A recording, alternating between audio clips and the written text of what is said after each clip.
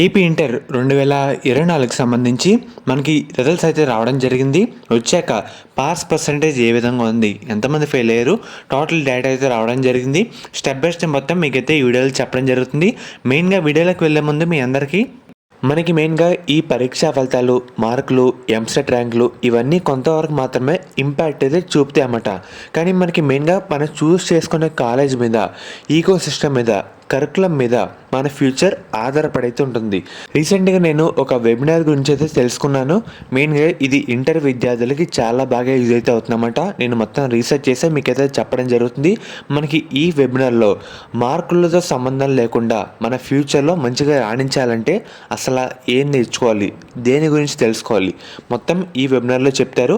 మీకు లింక్స్ అనేవి డిస్క్రిప్షన్లో ప్రొవైడ్ అయితే చేయడం జరుగుతుంది. అందరూ తప్పకుండా అటెండ్ అయితే అవ్వండి. మెయిన్గా మీరు చూసుకున్నట్టయితే మనకి ఫస్ట్ ఇయర్ ఫలితాల్లో 67% అయితే పాస్ పర్సంటేజ్ రావడం జరిగింది. అంతమంది పాస్ అయితే అయ్యారు, మిగతా వాళ్ళు ఫెయిల్ అయితే అవ్వడం జరిగింది. సెకండ్ ఇయర్లో 78% మంది పాస్ అయితే అయ్యారన్నమాట. అండ్ అలాగే మెయిన్గా మీరు ఒకసారి స్క్రీన్ మీద చూస్తున్నారు కదా, ఇంటర్ ఫలితాలు రిలీజ్ అయ్యి మొత్తం 9.99 వేల మంది ఎగ్జామ్ రాయగా సెకండ్ ఇయర్లో 78%, ఫస్ట్ ఇయర్లో 67% మంది పాస్ అయినట్లు ఇంటర్ బోర్డు తెలిపింది. ఈసారి కూడా అమ్మాయిలదే పైచేయి సాధించారు. సెకండ్ ఇయర్లో అమ్మాయిలు 81%, అబ్బాయిల్లో 75% మంది పాస్ అయ్యారన్నమాట. సో ఫస్ట్ అండ్ అలాగే సెకండ్ ఇయర్లో కృష్ణా జిల్లా టాప్ ప్లేస్లో నిలిచింది మనకి. అండ్ అలాగే ఫస్ట్ ఇయర్లో అమ్మాయిలు 71%, అబ్బాయిల్లో 64% మంది పాస్ అయితే అయ్యారు.